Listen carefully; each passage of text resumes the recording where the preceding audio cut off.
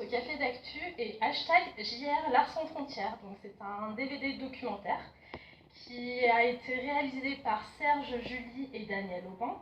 Et dans ce DVD documentaire, ce qui est assez intéressant, c'est qu'on a la participation très active en fait de l'artiste JR, donc alias Jean-René dans le civil.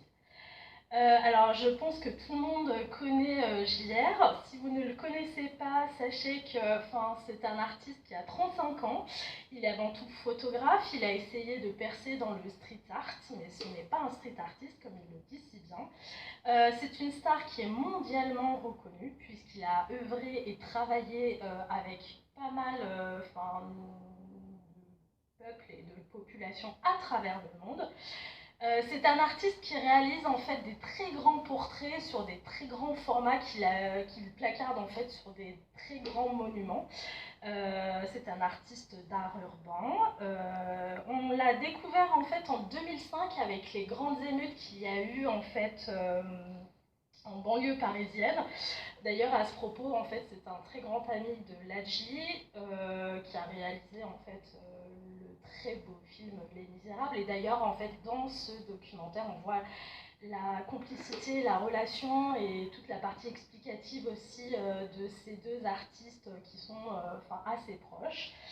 Alors moi j'ai beaucoup aimé parce qu'en fait ce documentaire nous permet de retracer donc son parcours. L'artiste y intervient bien volontiers. C'est un artiste qu'on ressent très pudique, je dirais.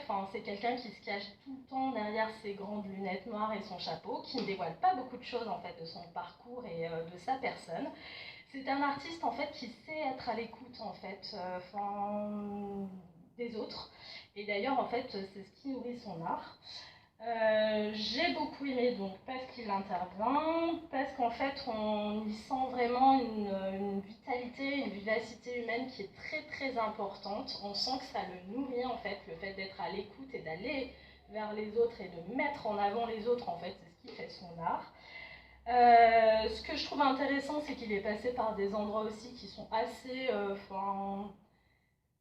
entre guillemets dangereux ou qui peuvent être porteurs de sens d'un point de vue géopolitique, et il a su pacifier en fait plusieurs populations.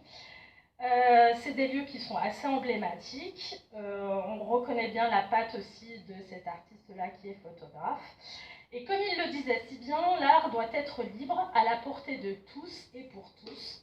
Il insiste bien là-dessus, donc l'art pour lui n'a pas de frontières et JR non plus.